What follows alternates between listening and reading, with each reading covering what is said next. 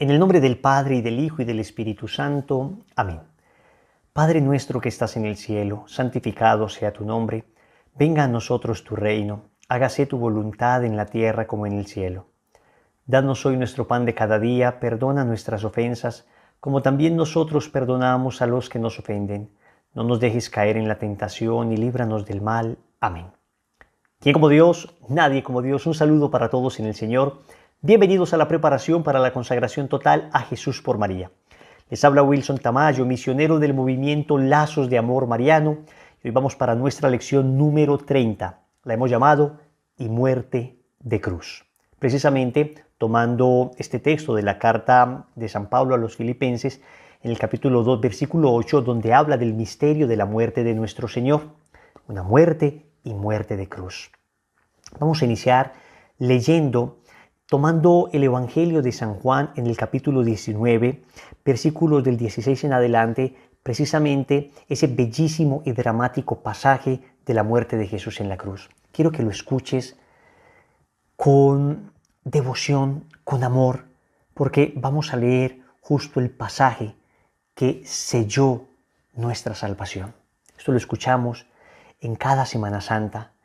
Lo recordamos en cada Eucaristía y sin embargo, ¿cuántas veces el misterio de la muerte de nuestro Señor nos es algo como tan común ya, como que nos acostumbramos a ver crucifijos y no meditamos suficientemente lo que significó esa muerte de nuestro Señor? Vamos a escuchar. Tomaron pues a Jesús y él, cargando con su cruz, salió hacia el lugar llamado Calvario, que en hebreo se llama Gólgota. Y allí lo crucificaron y con él a otros dos, uno a cada lado, y Jesús en el medio. Junto a la cruz de Jesús estaban su madre y la hermana de su madre, María, mujer de Cleofás, y María Magdalena. Jesús, viendo a su madre y junto a ella al discípulo a quien amaba, dice a su madre: Mujer, ahí tienes a tu hijo. Y luego dice al discípulo: Ahí tienes a tu madre. Y desde aquella hora el discípulo la acogió en su casa. Dieron a Jesús vinagre y cuando lo tomó, dijo: Todo está cumplido. E inclinando la cabeza, entregó su espíritu. Inclinando la cabeza, te entregó su espíritu. Te entregó lo último que tenía, su Espíritu Santo, para que finalmente la redención se diera completa. Entregó su espíritu al expirar y nos entregó su espíritu para que su promesa se cumpliera definitivamente.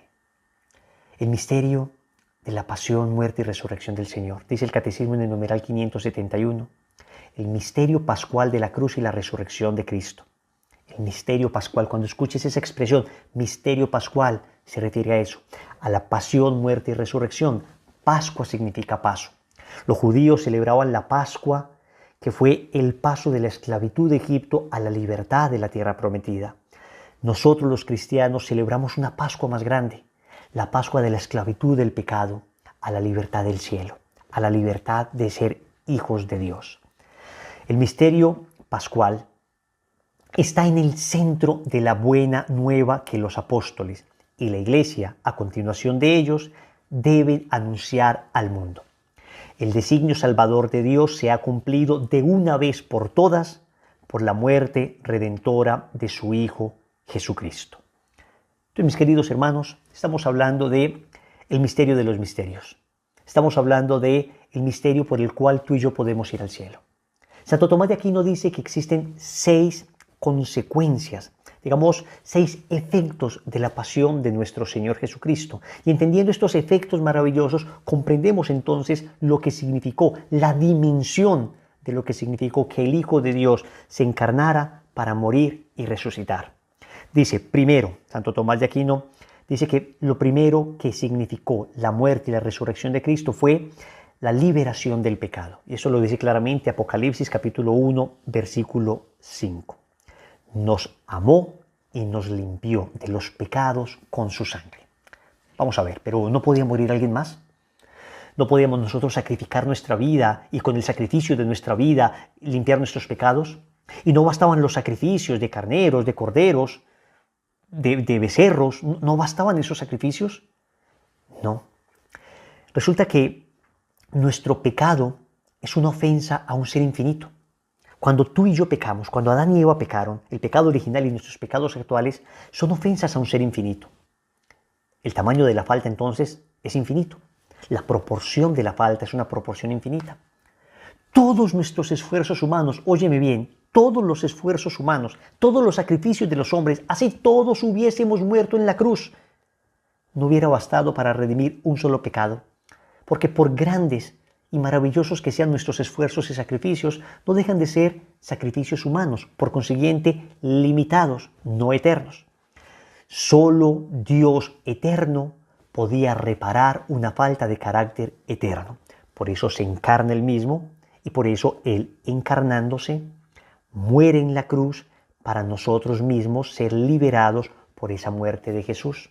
Por eso dice el Catecismo en el numeral 603, Jesús no conoció la reprobación como si Él mismo hubiese pecado. Él no pecó. Igual a nosotros en todo, menos en el pecado. Pero en el amor redentor que le unía siempre al Padre, nos asumió desde el alejamiento con relación a Dios por nuestro pecado hasta el punto de poder decir, en nombre nuestro en la cruz, Dios mío, ¿por qué me has abandonado?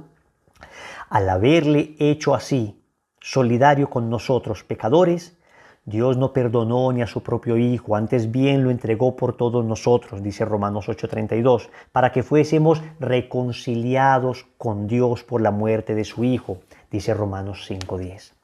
Es decir, Él no conoció pecado, pero de alguna manera asumió, se revistió precisamente de nuestro pecado. Hay una expresión muy fuerte de San Pablo que dice que el que no conoció pecado, Dios lo hizo pecado. ¿Significa que Cristo pecó? ¿Significa que Cristo es pecador? De ninguna manera, Dios no puede pecar.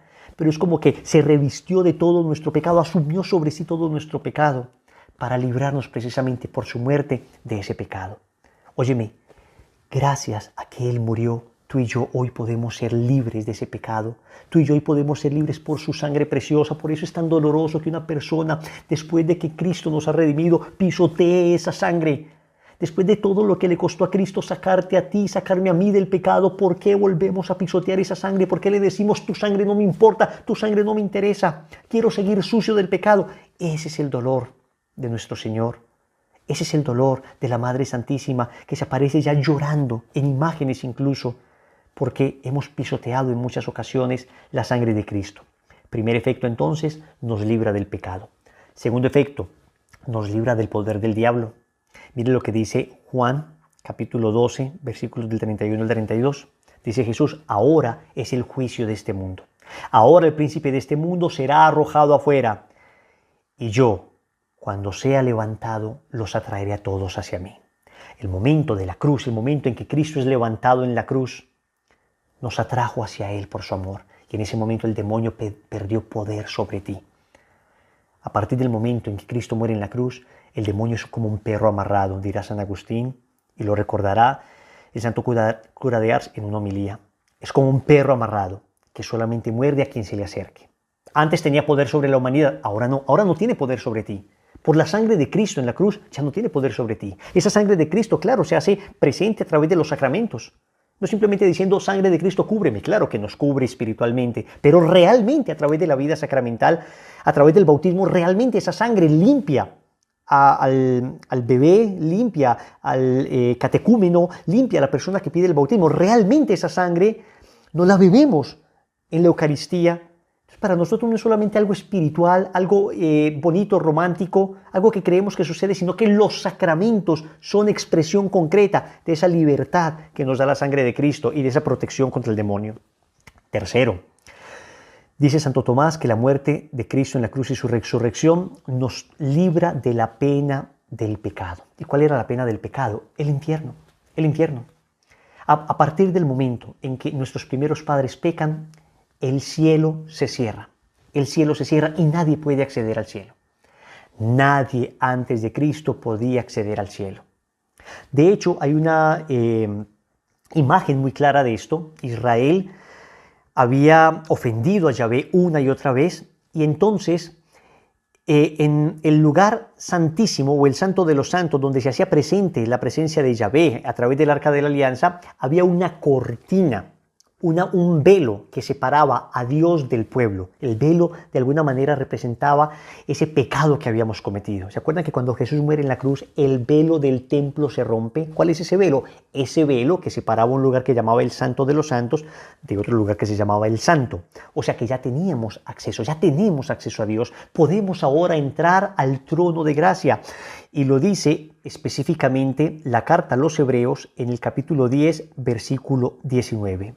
En virtud de la sangre de Cristo tenemos firme confianza de entrar en el santuario que Él nos abrió. Entonces noten, por una parte nos libra de las penas que tenemos, del infierno que merecíamos, y por otra parte nos abre la puerta del cielo. Nos abre la puerta del cielo. Miren todo lo que significó la muerte de Jesús en la cruz. Miren todo lo que significó. Nos reconcilió con Dios, Romanos 5:10. Fuimos reconciliados con Dios por la muerte de su Hijo.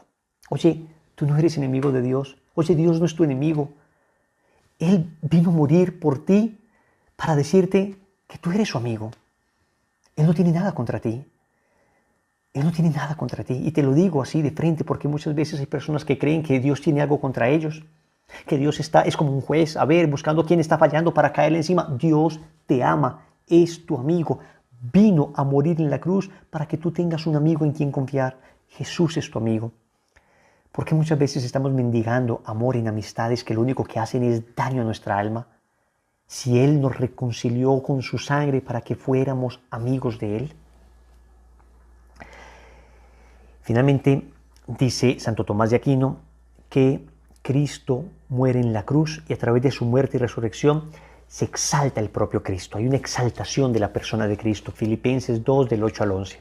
Se rebajó a sí mismo, haciéndose obediente hasta la muerte y una muerte de cruz.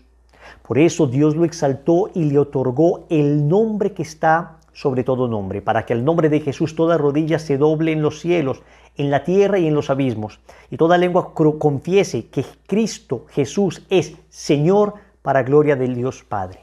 Miren esto, señores. Esto es muy lindo. Porque lo que está diciendo el apóstol San Pablo es lo siguiente. A ver, nosotros le pertenecemos a Dios por derecho.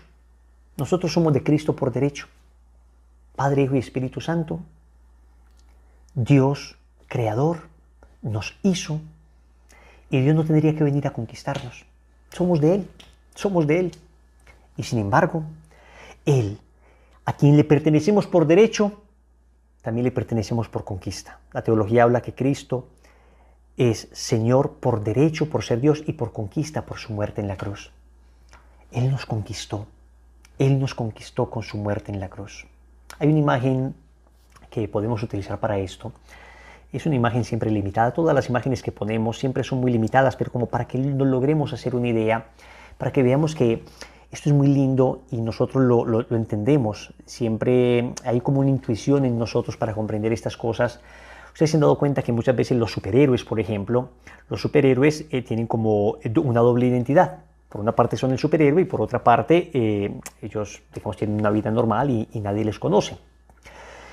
Pero resulta que normalmente esos superhéroes están con una chica y esa chica está enamorada, digamos, del superhéroe.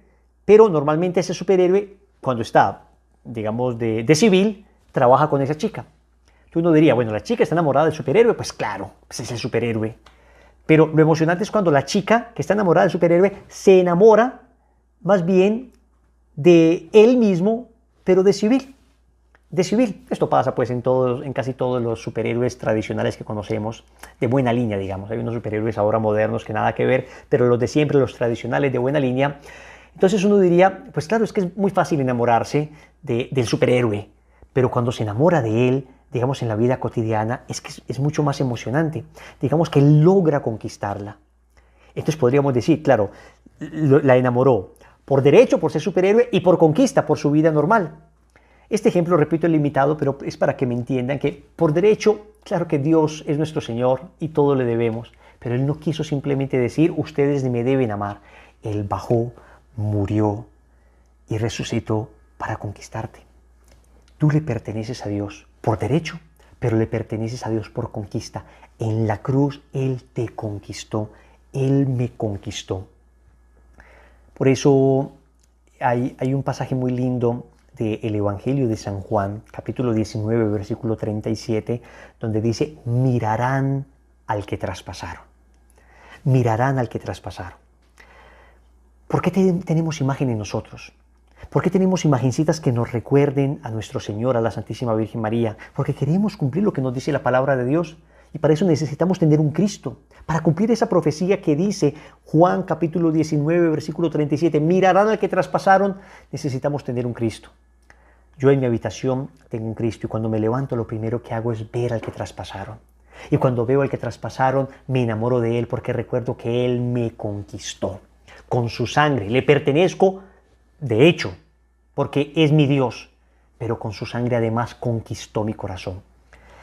Yo les invito para que tengan también ustedes un Cristo en su habitación, pero no pegado detrás de la cama, sino al frente. Si tienes uno detrás, maravilloso, pero ten uno al frente para que cuando te levantes lo primero que hagas es ver a Cristo crucificado. Que sea la primera imagen y la última imagen que tengas en el día. Porque mirarás al que traspasaron. Y el Señor dice, cuando yo esté elevado los atraeré a todos hacia mí. Ahí te sientes atraído hacia Él. Ahí te sientes atraído hacia Él.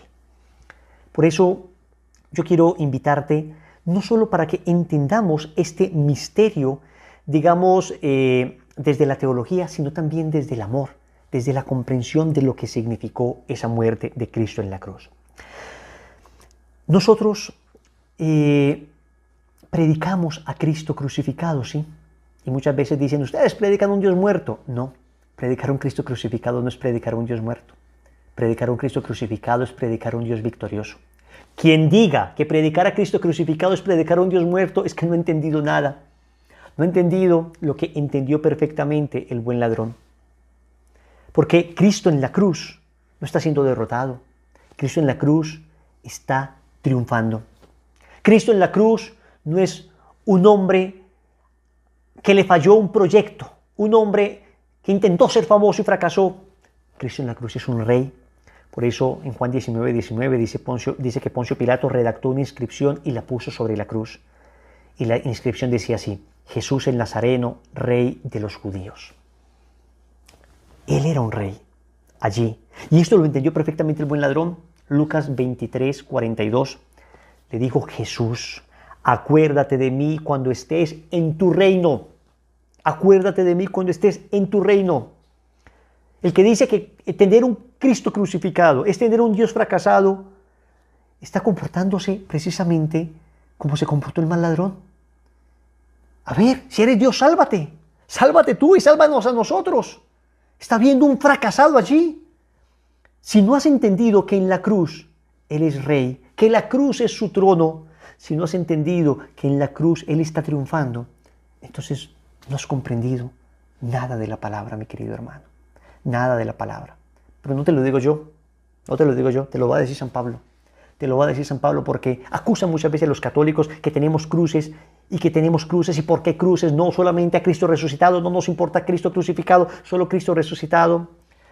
Pero San Pablo no pensaba así. En la primera carta a los Corintios, capítulo 1, versículo 23, San Pablo dice, nosotros predicamos a un Cristo crucificado. Escándalo para los judíos y locura para los gentiles, mas para los llamados, lo mismo judíos que griegos, un Cristo que es fuerza de Dios y sabiduría de Dios. Predicamos a un Cristo crucificado, no porque la cruz de Cristo sea derrota, al contrario, porque la cruz de Cristo es victoria, porque en la cruz Él triunfó, porque en la cruz Él me redimió, porque la cruz me libera, porque la cruz me salva. Obvio que sé que resucitó, y porque sé que resucitó, entonces comprendo que la cruz no es derrota sino victoria. Si te queda duda, lo vuelve a decir San Pablo en 1 Corintios 1:18. Pues la predicación de la cruz es una locura para los que se pierden, mas para los que se salvan, para nosotros es fuerza de Dios. ¿Te parece una locura que prediquemos de la cruz de Cristo? Mira lo que dice San Pablo, es una locura para los que se pierden. Ser enemigo de la cruz de Cristo es lo peor que puede pasar. No seas enemigo de la cruz de Cristo. Y San Pablo te advierte, si eres enemigo de la cruz de Cristo, San Pablo lo advierte. Filipenses 3:18, porque muchos bien, según os dije tantas veces, y ahora lo repito con lágrimas, muchos bien viven como enemigos de la cruz de Cristo.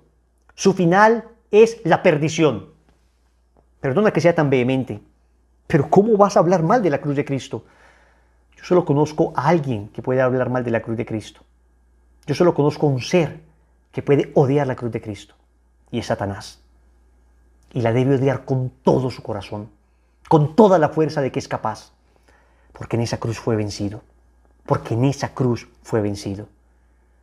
Odiar la cruz de Cristo, ir contra la cruz de Cristo, ser enemigo de la cruz de Cristo, es indudablemente estar movido por un mal espíritu, porque el único que es enemigo de la cruz de Cristo y que odia la cruz de Cristo es el que en esa cruz fue derrotado, Satanás. Sigue diciendo San Pablo, Gálatas 6:14. Gálatas 6:14, y esto no solo te digo que San Pablo lo predicaba con temor, sino se enorgullecía San Pablo de la cruz.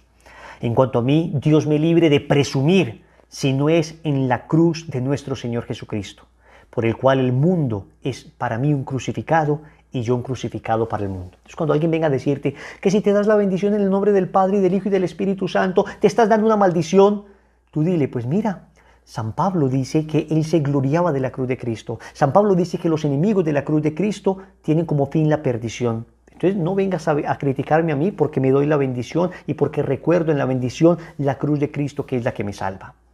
Claro que nosotros sabemos que Cristo resucitó. Pablo dice en la primera de Corintios capítulo 15 versículo 14, si Cristo no hubiera resucitado, vana sería nuestra predicación y también vana nuestra fe. Claro que sabemos que Cristo resucitó, el Catecismo lo dice, numeral 640. El misterio de la resurrección de Cristo es un acontecimiento real que tuvo manifestaciones históricamente comprobadas, como lo atestigua el Nuevo Testamento. Ya San Pablo hacia el año 56 puede escribir a los Corintios, porque os transmití en primer lugar lo que a mi vez recibí, que Cristo murió por nuestros pecados según las Escrituras, que fue sepultado y que resucitó al tercer día, según las Escrituras, que se apareció a Cefas, a Pedro y a los 12 luego. El apóstol habla aquí de la tradición viva de la resurrección que recibió después de su conversión a las puertas de Damasco. Entonces la resurrección, por supuesto que sabemos que es un hecho histórico. Por supuesto que sabemos que es un hecho histórico. A ver, tenemos un hecho.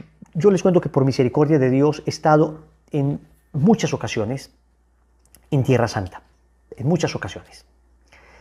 Y en todas esas veces que voy, estoy muchas veces en el Santo Sepulcro. O sea, voy 3, 4, hasta 5 veces al Santo Sepulcro cada vez que voy a Tierra Santa, por misericordia de Dios.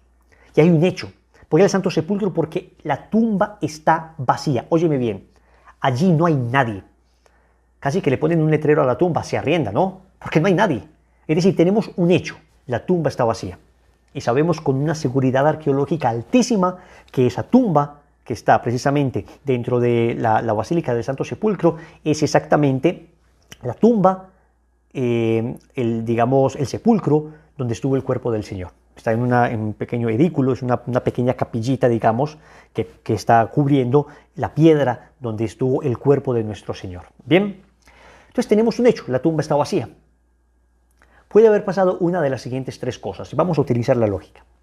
Primero, puede ser que la tumba esté vacía porque al principio, cuando digamos que dijeron que había resucitado, en realidad no resucitó, sino que los amigos de Cristo, o sea, los apóstoles, se llevaron el cuerpo de Cristo. Digamos que esa fue la teoría que inventaron los judíos de entonces para decir Cristo no resucitó. Los amigos se llevaron el cuerpo de Cristo, los apóstoles fueron en la madrugada y se llevaron el cuerpo de Cristo. Entonces, eso fue lo que dijeron los soldados. Entonces San Agustín se pregunta, bueno, los soldados dicen que mientras estaban dormidos, los amigos de Cristo, los apóstoles, se llevaron el cuerpo de Cristo. La pregunta es, si estaban dormidos, ¿cómo se dieron cuenta que se llevaron el cuerpo de Cristo? Entonces uno diría, no, es que lo vieron a lo lejos. Y si lo vieron a lo lejos, ¿por qué no salieron detrás de ellos? Ellos como soldados podían perfectamente ir a alcanzarlo. No es fácil correr con el cuerpo de un muerto, ¿eh? Entonces no es verosímil, no es creíble el testimonio de estos soldados que además les pagaron y los sobornaron para decir esta mentira. No es creíble, no es creíble. Además, si los amigos, o sea, si los apóstoles se hubieran llevado el cuerpo de Cristo, ellos no hubieran muerto por una mentira. Nadie muere por una mentira. Ellos decían y aseguraban, Cristo ha resucitado. Y les decían, ¿los vamos a matar? Pues máteme, pero Cristo ha resucitado. Y efectivamente, los mataron. De los 12 apóstoles, 11 murieron mártires. San Juan murió de ancianito, el resto murieron mártires. Juan, tal vez porque estuvo en el martirio del Señor, tuvo, digamos, esa muerte distinta al resto de los apóstoles, ¿no? El que permaneció fiel a la cruz, entonces al final no muere mártir. Pero morían mártires ellos. Y entonces, a ver, si usted dice una mentira para beneficiarse de esa mentira, pero si usted lo matan, usted no se va a seguir beneficiando de esa mentira. Usted dice una mentira hasta que lo vayan a matar. Cuando vayan a matar, usted dice, no, no, ya, no, es broma, no. Estoy mintiendo, no resucitó, nos robamos el cuerpo. Pero ellos decían, sí, resucitó, máteme, y les mataban. Y después el otro, máteme, y les mataban. Y los primeros mártires cristianos fueron multitudes que decían, Cristo resucitó. Entonces nadie muere por una mentira. Primera teoría, entonces no es lógicamente posible. Los amigos de Cristo no se pudieron haber llevado el cuerpo. La segunda hipótesis podría ser, los que se llevaron el cuerpo fueron los enemigos de Cristo. Entonces, supongamos que los enemigos de Cristo se hubieran llevado el cuerpo para que no vinieran estos a inventar después que Cristo había resucitado. Pues resulta que San Pedro, en Pentecostés, hace una predicación pública en Jerusalén, en el monte Sión, sale del cenáculo y en esa predicación se convierte en 3.000 personas donde dice Cristo ha resucitado. ¿Saben qué hubieran hecho los enemigos de Cristo en ese momento? Hubieran sacado el cuerpo y decir, a ver, resucitado, miren el cuerpo acá, no ha resucitado, aquí está. Pero en ninguna parte dice que los enemigos de Cristo mostraron su cuerpo, mostraron el cuerpo de Cristo, porque no lo tenían. Entonces, ni los amigos de Cristo se llevaron el cuerpo, ni los enemigos de Cristo se llevaron el cuerpo. Pero el cuerpo no está ahí, ¿Qué pasó con el cuerpo? Resucitó. Cristo resucitó históricamente. Es un hecho histórico que Cristo resucitó. Es histórico y metahistórico, es decir, ocurrió realmente porque la tumba está vacía, pero también supera la historia en el sentido de que el cuerpo resucitado de Cristo goza de unas propiedades del todo particulares. Podía aparecer y desaparecer de un lugar, se elevó al cielo, podía comer, le podían tocar. Es decir, estamos hablando de un misterio que va más allá de nuestra comprensión en este momento, pero es una realidad. Cristo muere y resucita. Esto es importante porque hace parte de la centralidad del mensaje. Y tal vez esto lo hemos escuchado desde niños y tal vez en las catequesis y tal vez en la Semana Santa y en la Pascua, en el Triduo Pascual que celebramos, lo escuchamos una y otra vez, pero nos vamos a consagrar a Jesús por María. Es importante que tengamos todos estos conceptos perfectamente claros. No quiero dejar de hablar, antes de concluir esta lección, de la necesidad que tenemos de meditar en la pasión de Cristo. Una vez comprendemos ya que meditar en la pasión de Cristo y que amar a Cristo crucificado no es de ninguna manera negar la resurrección, sino saber que era el paso necesario para nuestra redención, ahora es necesario que nosotros tengamos una especial devoción hacia la meditación de la pasión. Una especial devoción, por ejemplo, hacia el Santo Vía Crucis. Una especial devoción, y le recomiendo a todo el mundo, las oraciones de Santa Brígida, una mística que recibe 15 bellísimas oraciones por revelación y pide el Señor que se hagan durante un año todos los días. Cuando éramos novios, mi novia y yo, junto con mi mamá que nos acompañó, hicimos durante un año, sin faltar, todas estas oraciones de Santa Brígida. Las pueden buscar en internet, 15 oraciones de Santa Brígida. Si fallas un día, así sea en el día 363, no cumpliste el año, te toca volver a empezar. Eso te genera una disciplina en la oración bellísima. Y hay una cantidad de promesas bellísimas vinculadas a estas oraciones de Santa Brígida. Mi esposa después las ha hecho un par de veces más, ella sola las ha hecho un par de veces más. Yo ya no he sido capaz de sumarme a ella, pero las hice una vez el año completico, sin que nos faltara un solo día. Yo les invito para que las hagan los que puedan, ¿no? Ahora, no te satures de cosas en este momento. Si apenas estás habituándote a la oración, si apenas estás habituándote al Santo Rosario, no te llenes de cargas que después no vas a ser capaz. No. Si ya llevas una práctica de vida espiritual fuerte y de alguna manera tienes ahora un año, digamos, relativamente tranquilo para que las puedas hacer, te las recomiendo. Son bellísimas. Una meditación de la pasión de Cristo, de lo más hermoso que he conocido, de lo más bello que he conocido. Y las promesas son impresionantes. Y las conversiones que se han logrado por esta práctica y por esta devoción son impresionantes, son maravillosas. Así que las recomiendo vivamente. San Ignacio de Loyola decía que uno debía meditar precisamente ante un Cristo preguntándose, Cristo ha muerto por mí, ¿yo qué he hecho por Él? O sea, Él lo dio todo por mí. ¿Y nosotros qué hemos hecho por Él? Hemos sido tan mezquinos en nuestra entrega, hemos sido tan limitados al momento de entregarnos. La meditación de la pasión de Cristo de verdad es un proceso de santificación. Cuando uno se enamora de la pasión de Cristo, entonces los propios dolores pierden incluso fuerza en uno. Los propios sufrimientos pareciera que se disipan. Yo quisiera, antes de terminar con la canción, concluir esta lección con uno de los poemas más bellos que a mí me conmueve hasta las lágrimas. Un poema que se llama Oración al Cristo del Calvario. Un poema bellísimo, porque es el poema de alguien que llega ante Jesús, ante un Cristo, ante Jesús crucificado, a quejarse de sus problemas, ¿no? Llega cansado, agotado, con sus dificultades, con sus enfermedades, a quejarse. Y miren lo que dice el poema, y yo quiero que escuchemos juntos este poema en clima de oración. Es un poema oración. Dice: en esta tarde, Cristo del Calvario, vine a rogarte por mi carne enferma, por mi enfermedad. Pero al verte ahí crucificado, mis ojos van y vienen de tu cuerpo a mi cuerpo con vergüenza. Y dice: ¿cómo quejarme de mis pies cansados cuando veo los tuyos destrozados? ¿Cómo mostrarte mis manos vacías cuando las tuyas están llenas de heridas? ¿Cómo explicarte a ti mi soledad cuando en la cruz alzado y solo estás? ¿Cómo explicarte que no tengo amor cuando tú tienes rasgado el corazón de amor? Ahora ya no me acuerdo de nada. Huyeron de mí todas mis dolencias. El ímpetu del ruego que traía se me ahoga en la boca pedigüeña. Y solo pido no pedirte nada. Estar aquí junto a tu imagen muerta. Ir aprendiendo que el dolor es solo la llave santa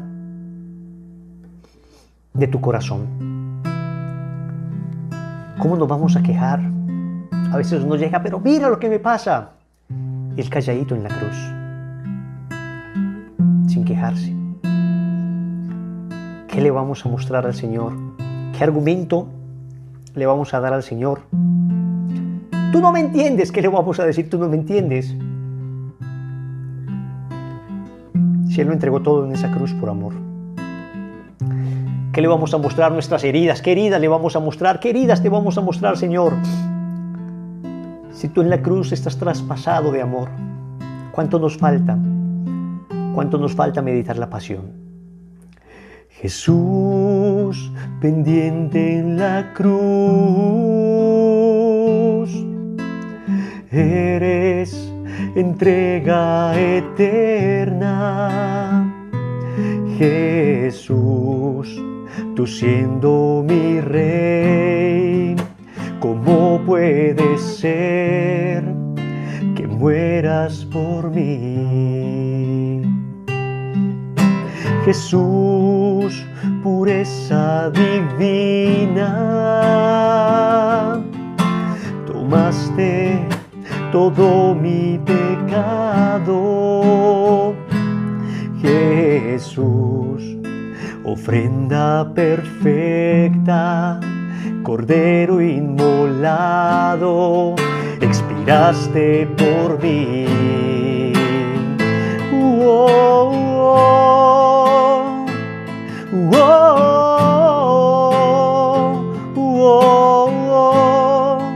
Amor de Dios,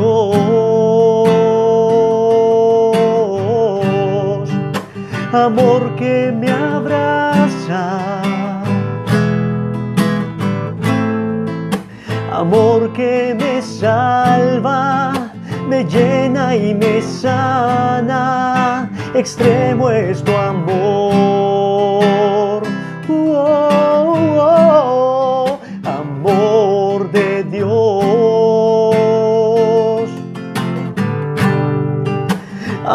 que me abraza, amor que me salva, me llena y me sana, extremo es tu amor, extremo es tu amor, extremo es el amor de un Dios que lo dio todo, que dio su vida para que tú y yo tuviéramos vida. ¿Quién como Dios? Nadie como Dios. Práctica. Vamos a ver en clima de oración, vamos a sacar el espacio para ver en clima de oración la obra de arte. Esto no es simplemente una película, es una obra de arte llamada La Pasión de Cristo, de Mel Gibson. La Pasión de Cristo de Mel Gibson. Vamos a ver esa película en clima de oración. Es una verdadera maravilla. Tal vez ya la hayas visto antes, pero te aseguro que después de ese proceso de preparación para la consagración, de ese proceso bellísimo que has tenido, te aseguro que la vas a ver con ojos distintos, porque vamos a sentirnos abrazados por el amor de aquel que no escatimó esfuerzos, que no ahorró esfuerzos para amarte y para amarme. Un abrazo para todos, que la gracia de Dios sea con ustedes. Bendiciones.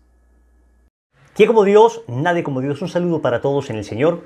Bueno, vamos a hacer este espacio de preguntas comunes y respuestas a las personas que están haciendo su proceso de preparación para la consagración intensiva. Es decir, este proceso que llevamos en 33 días seguidos. Tiene unas condiciones especiales este proceso porque no es el método tradicional que utilizamos en Lazos de Amor Mariano. Preferimos en Lazos el método largo, 33 lecciones distribuidas en 9 meses más o menos, una lección cada semana, porque permite como una más fácil digestión del proceso de preparación para la consagración y porque de alguna manera uno de las decisiones que va tomando pues tiene más tiempo para ir orándolas, meditándolas, e ir sacando pues como adelante el proceso. No obstante, pues estamos muy sorprendidos por la respuesta que ha tenido este proceso de preparación para la consagración. Entonces queremos darles como unas respuestas puntuales específicamente a estas personas que están haciendo este proceso de preparación. Voy a ir leyéndolas y voy a ir respondiendo, algunas de manera muy puntual, otras un poco más extendido. Bien, ¿se puede consagrar quien no esté bautizado? Estrictamente hablando y por la consagración monfortiana, no, porque es la renovación de los compromisos bautismales. Lo que puede hacer una persona que no esté bautizada es hacer su proceso de preparación para la consagración y su proceso de catecumenado. Es decir, los adultos que no se han bautizado cuando son niños hacen un proceso que se llama catecumenado, que es distinto a un movimiento que se llama el Camino Nuevo Catecumenal. Este proceso de catecumenado es el proceso donde van aprendiendo los fundamentos de la fe. Entonces, es importante entender que se puede hacer el proceso de preparación y ese proceso de catecumenado y el día del bautismo hacer también su consagración total a Jesús por María sin ningún problema. Siguiente pregunta. ¿Se puede consagrar a alguien que esté casado en otra religión? Si el matrimonio es válido a nivel eclesiástico, sí. Pero si la persona católica está con otra persona de otra religión y no tienen un matrimonio eclesiástico válido, no se podría consagrar. Repito, si el matrimonio es válido, aunque la otra persona sea de la otra religión, sí, o sea, si se casó válidamente. Y esto es un poquito complejo porque, digamos, el rito ordinario es el rito en la iglesia con el sacerdote, pero extraordinariamente el Código de Derecho Canónico contempla la posibilidad, bajo una dispensa de los obispos, de un rito extraordinario válido por la iglesia, pero extraordinario, distinto al que comúnmente conocemos, para que el matrimonio se dé efectivamente con las condiciones que establece el Código de Derecho Canónico, que la persona católica no tenga riesgo, digamos, de perder su fe, que los hijos sean educados en la fe, en fin, con unas dispensas. En principio, digamos, genera sus dificultades, pero digamos que yo estoy en el proceso de consagración y tengo estas condiciones, entonces hay que saber si mi matrimonio efectivamente fue un matrimonio válido. Siguiente. ¿Se pueden consagrar los divorciados que viven solos? Claro. Recordemos que la condición que da Montfort en el numeral 99 del tratado es estar en gracia de Dios, es decir, no haber pecado mortalmente, y después dice estar dispuesto a renunciar a todo estado de pecado, a evitar todo estado de pecado. Es como dos cosas. Por una parte, estar en gracia de Dios, y por otra parte, como evitar el escándalo. No simplemente que yo sea una persona que, listo, puedo comulgar, me puedo consagrar. No, a ver, es que no podemos acá jugar como con los mínimos morales. A ver, es que lo importante es estar en estado de gracia, aunque yo no ore nunca el rosario, aunque yo no viva habitualmente como consagrado. Hombre, no. Es que un católico decente, un católico promedio debería estar habitualmente en estado de gracia, pero la consagración exige, además del estado de gracia, exige un compromiso serio por vivir la fe cristiana, por evangelizar, por orar. Entonces, atentos, se requiere el estado de gracia, pero también un compromiso serio por crecer en mi fe. Entonces, esta persona que vive divorciada, pero vive sola, pues, digamos, la dejó su marido o la dejó su esposa, y entonces vive en castidad, pues se puede consagrar sin ningún problema. Se puede consagrar los que no vieron todas las lecciones. A ver, idealmente hay que ver todas las lecciones. Hombre, que me faltaron 1, 2, 3, sí, pero es que me faltaron 4, 5, 6. Yo diría, mejor espere, haga nuevamente su proceso, desatrásese de esas lecciones. Pero más que cumplir las lecciones, lo importante es entender el espíritu de la consagración, y es que de verdad haya habido un cambio en mi vida. Puede suceder que sí, me faltaron 2 o 3 lecciones, pero es que de verdad ha habido un cambio en mi vida, vivo habitualmente en estado de gracia, me comprometo a orar el rosario, soy una persona que de ahora en adelante quiere vivir su fe de manera coherente. Bien. Otro que dice, vi todas las lecciones, me voy a consagrar, pero no he cambiado nada. De nada sirve. ¿Se puede consagrar los que no hicieron todas las prácticas? Sí, a no ser que haya prácticas necesarias. Por ejemplo, una de las prácticas era confesarse. Ya dijimos que en esa época a veces es difícil encontrar un sacerdote, entonces, pero esa práctica es necesaria. Hacer el examen de conciencia es necesario. Digamos, hay prácticas que son esenciales. Perdonar. Entonces, claro, ustedes se irán dando cuenta coherentemente que hay prácticas que corresponden a la naturaleza de la consagración. Otras prácticas que si no las hice, pues no pasa nada. A ver, digamos, una práctica que era, por ejemplo, no recé el rosario de rodillas. Pues hombre, a ver, bueno que lo hagas, pero no es esencial. Otra práctica que teníamos era, por ejemplo, escribir una carta a Jesús. Pues ideal que la hagas, pero si no la hiciste, pues te puedes consagrar igual. Bien.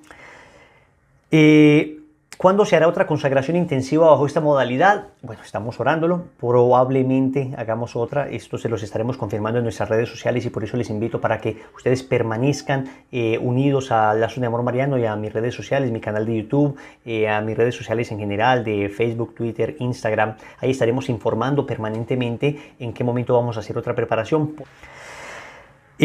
¿Habrá registro final para quienes se consagren? No vamos a tener registro, es imposible manejar un registro con tantísimas personas que están haciendo el proceso de preparación para la consagración. Vamos a dejar en conciencia a las personas para que lo hagan. Al finalizar la Eucaristía, donde se haga todo una Eucaristía pues en honor a Nuestra Señora, al finalizar la Eucaristía, simplemente esa hoja que tú escribiste con tu puño y letra, que es la oración de consagración a Jesucristo, sabiduría encarnada por medio de María, esa hoja, tú al finalizar la Eucaristía, la lees y la firmas. Y le pides al sacerdote que te bendiga la medalla y te la imponga. Así de sencillo es. Ahora, existe, digamos, unas liturgias especiales para la consagración. Los padres monfortianos han desarrollado pues una liturgia, digamos, que se ajusta perfectamente a la Eucaristía, pues a las disposiciones de la Iglesia. Pero si no la tengo, ¿no me puedo consagrar? Claro que sí. Yo les cuento como testimonio que en mi consagración la misa fue absolutamente sencilla y al final simplemente leímos la oración de consagración y nos impusimos nosotros mismos la medalla. Ni siquiera nos la impuso el sacerdote. Entonces no, lo importante es ese acto de amor que se haga ahí al concluir la Eucaristía y que se firme esa hoja, que es importante. ¿Cómo puedo ser misionero? Bueno, después de la consagración vamos a tratar de darles a todo el mundo las localidades del movimiento, una base de datos de la página de Lazos donde están todas las localidades del movimiento en los países donde estamos, para que usted se ponga en contacto con los directores de las localidades y ellos les empiecen a vincular a las actividades si quiere ser misionero de Lazos. Si no quiere ser misionero de Lazos, no pasa nada, sigue en tu comunidad. Miren que ni siquiera en la consagración les hemos dicho sea misionero. No. Usted sea misionero de la iglesia. Ahora, si usted se siente identificado con el carisma del movimiento, bienvenido. Si usted sigue en su comunidad, maravilloso. Sí, ojalá esté en su parroquia apoyando fuertemente a su sacerdote en estos momentos. ¿Puedo estar en la parroquia y pertenecer al movimiento? Claro que sí. Los misioneros del movimiento ayudamos mucho en las parroquias también. Entonces, lo importante es que usted haga una misión de cualquier índole. Si te quieres vincular a lazos, entonces te vamos a dejar en tu país, en tu ciudad, los números a los que puedes llamar, decir, hice mi proceso de preparación y quiero empezar el proceso de consagración. ¿Se dará algún certificado? No, no se dará ningún certificado. ¿Se puede consagrar una persona sin primera comunión y sin confirmación? Sí, porque la renovación de los compromisos bautismales. Basta que seas bautizado para consagrarte. Y los que no se logren consagrar, vamos a estar con ellos en ese proceso, vamos a seguir el acompañamiento. Empezamos la otra preparación y se suman a esa preparación para ir caminando con ellos en ese proceso de preparación, de tal manera que puedan, sentirse acompañados. Vuelven a hacer el proceso hasta el momento en que digan, ya resolví mi situación. Ahí buscamos la primera ceremonia y te consagras inmediatamente. ¿Puedo usar la medalla aunque no esté consagrado? Sí, la medalla la puede usar quien quiera y la cadena la puede usar quien quiera. La adoptamos normalmente las personas que somos consagradas, pero en realidad no es exclusivo para una persona consagrada. En el tema de la planificación, ya dijimos que una persona que esté utilizando métodos anticonceptivos no se podría consagrar por aquello que dice la encíclica Humane Vitae de Pablo VI, por el numeral 14, que dice que una persona, el modo de regular los nacimientos, si es que es necesario hacerlo, el modo de hacerlo en la iglesia son los métodos naturales. Wilson, yo todavía no he alcanzado a dejar los métodos anticonceptivos. No te consagres todavía, voy a dejarlos a la loca, no me importa dañar mi matrimonio. Nada de eso, cuidado que estás casada, estás casado, tiene que hacerse esto en comunión, tiene que hacerse esto en discernimiento, tiene que hacerse en oración, porque entonces nos dicen, mi esposa no quiere o mi esposo no quiere, ¿qué hago?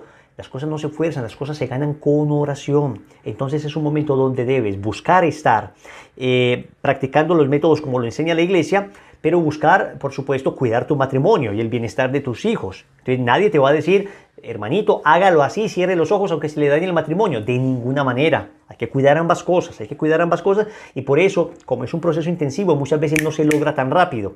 Tranquilo, vamos en un proceso, poco a poco. Ya tenemos parejas que están en el proceso y no han sido capaces. No pasa nada, sigan en el proceso, aprendiendo, vayan dejando esos métodos. Hay gente que recibe la gracia al instante, maravilloso. Si reciben la gracia al instante, bienvenido. Pero si estás en un proceso y la gracia se ha recibido de una manera paulatina, o más bien la gracia se da siempre completa, pero uno es el que progresivamente se va abriendo a ella, entonces no te preocupes. A través del proceso de acompañamiento que les estamos haciendo, vas aprendiendo los métodos naturales que son maravillosos, pero eso sí, apréndelos bien, porque bien aprendidos funcionan si es necesario espaciar los hijos. Si hay todavía discusión, dudas, primero estudien bastante, tenemos mucho material para que usted profundice bastante y para que no se consagre a la loca. Espere a ver. Cuando decimos a la loca es como a la topa tolondra, decimos también, es a ojo cerrado, sin precisar adecuadamente, sin ponderar adecuadamente lo que significa la consagración. ¿Se puede consagrar quienes se han hecho la ligadura o la vasectomía? Sí. Wilson, ¿y es necesario y obligatorio aprender el método para estas personas? No es ni necesario ni obligatorio. Hay algunos que lo quieren aprender, hay algunos que, digamos, por mantener, digamos, una reparación por lo que hicieron, tratan de vivir el método, entonces podrían hacerlo, aunque en realidad sería como mortificación. Es obligatorio hacer una reconstrucción, hay posibilidad de operaciones que reconstruyan, cuando así lo permiten, las trompas de falopio. ¿Es posible esa operación? Sí. ¿Es obligatoria? No necesariamente es obligatoria. Hay personas que, y conocemos muchos casos dentro del movimiento, que se, digamos, reconectaron y han podido quedar embarazadas posteriormente, pero no es obligatorio. Los que viven en unión libre y están absteniéndose, ¿se podrían consagrar? En principio no, hasta que se casen, aunque estén absteniéndose, porque acá el problema de los que viven en unión libre y los que contraen segundas nupcias es que si se llegaran a consagrar, empecemos hablando de los de unión libre, se consagran, pero ya cuando termine la pandemia nos casamos, pero resulta que postergan esto y lo postergan, tienen que estar viviendo en castidad, pero después se ponen ustedes ahí en riesgo y en peligro, y entonces ya somos consagrados y caímos, y entonces entran en un problema de conciencia. Esto es un problema de conciencia tuyo, no nuestro. Es decir, si usted dice, yo en conciencia voy a abstenerme con mi esposo hasta que nos casemos, bueno, Bueno, repito, excepcionalmente por la pandemia, porque hay muchos casos que nos han dicho, Wilson, resulta que nos íbamos a casar, pero no podemos por la pandemia. Entonces nos podemos consagrar. En principio hay que casarse para consagrarse, pero atento. Escúchame lo que te voy a decir. No te cases simplemente por el hecho de consagrarte. No. Porque después dicen, no nos funcionó el matrimonio y me obligaron a casarme. De ninguna manera. De ninguna manera. Usted primero tiene que discernir bien si esa es la persona con la que debe estar el resto de su vida. Ya cuando hay hijos, de todas maneras, el discernimiento apoya más pues, la unión matrimonial, ¿no? Por el bienestar de los hijos. Pero que no sea que termines casándote con él o con ella equivocadamente, te hablo a ti como hombre, a ti como mujer, equivocadamente con la persona que no es porque me tenía que consagrar. En eso se discierne adecuadamente. Óyeme, no hay prisa para consagrarte, hay prisa para salir del pecado, pero no para consagrarte. Con la consagración puede esperar, pero salir del pecado urgente. Entonces, discernir. Entonces, estamos súper mal en la relación, pero no importa, casémonos para consagrarnos. No funciona así, no funciona así. Ustedes tienen que estar bien para que después no sea la solución peor que el problema, el remedio peor que la enfermedad. Las personas que están en segundas nupcias, ¿qué pasa con las personas que están en segundas nupcias? Ya dijimos que son personas que en principio deberían vivir en castidad, deben vivir en castidad y con eso podrían comulgar. Hemos dicho que aún viviendo en castidad, lo ideal es que se les dé el proceso de nulidad sacramental y una vez se les da el proceso de nulidad sacramental, entonces podrían casarse. Con la nulidad, ya digamos, podrían casarse. ¿Qué es esto de la nulidad? Lo explico de nuevo. La nulidad es un proceso jurídico eclesiástico a través del cual se determina que esta persona que aparentemente estuvo casada, en realidad no lo estuvo. ¿Por qué? Porque hubo factores que invalidaron, que hicieron inválido ese sacramento. A ver, cualquier sacramento puede tener factores que lo hagan inválido. Si usted, por ejemplo, lo bautizan con Coca-Cola en vez de agua, pues perdónenme del ejemplo tan burdo, usted no queda bautizado, porque faltó la materia del sacramento que era el agua.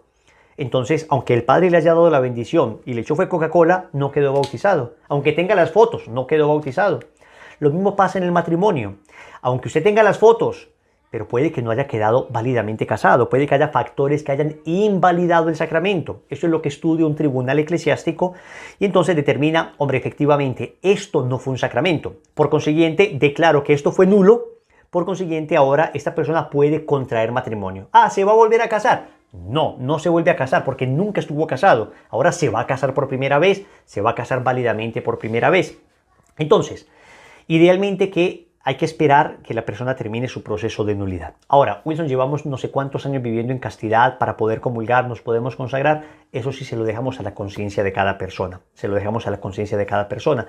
Nosotros hemos pedido siempre, trate de que la nulidad le dé para que usted pueda, digamos, no quedarse en esa situación tan delicada, porque es una situación tensionante, porque finalmente dicen, bueno, vamos a vivir en castidad hasta que nos salga la nulidad. Y nos consagramos. Pero resulta que esa nulidad se demora 2, 3, 4 años. Y bueno, 2, 3, 4 años viviendo en castidad, eso genera después muchas angustias. Y entonces ya, ¿por qué me consagré? Me obligaste a consagrarme. Eso genera, conflictos entre los cónyuges. La Iglesia dice que eso se podría dar, digamos, vivir en castidad para que puedan comulgar, lo dice la Familiaris Consortio en el numeral 84, cuando hay factores que, digamos, no permitirían que se separaran. Cuando hay, digamos, circunstancias como hijos, por ejemplo. La Iglesia no es que diga, ustedes están en segundas nupcias, sepárense, no importa cómo queden los hijos. No, hay hijos ahí. Entonces, por la educación de la prole, manténganse juntos sin los actos propios de los esposos. Es lo que dice, sin los actos propios de los esposos. Entonces, mis queridos hermanos, ahí sí lo dejamos a la conciencia de ustedes. Repito, en Lazo nosotros hemos recomendado, terminen por favor primero el proceso de nulidad para que puedan consagrarse. Repito, no hay prisa de consagrarse. Lo importante no es consagrarse rápido, lo importante es consagrarse bien. Pero si ustedes dicen, es que llevamos ya 15 años viviendo en castidad y nos queremos consagrar, sería bueno que hables con tu sacerdote y entonces si él te da tu dispensa, pues te puedes, digamos, tu dispensa, no tu permiso, te podrías, digamos, consagrar porque técnicamente cumple lo que dice el numeral 99 de la Familiaris Consortio, que es del tratado, numeral 99 del Tratado de la Verdadera Devoción, que es no estar habitualmente en estado de pecado. ¿Se pueden consagrar los bebés y niños cuyos padres viven en situaciones irregulares? Sí, los niños se pueden bautizar y se pueden consagrar perfectamente. Deben hacer nuevamente el proceso las personas que no se puedan consagrar en esta ceremonia.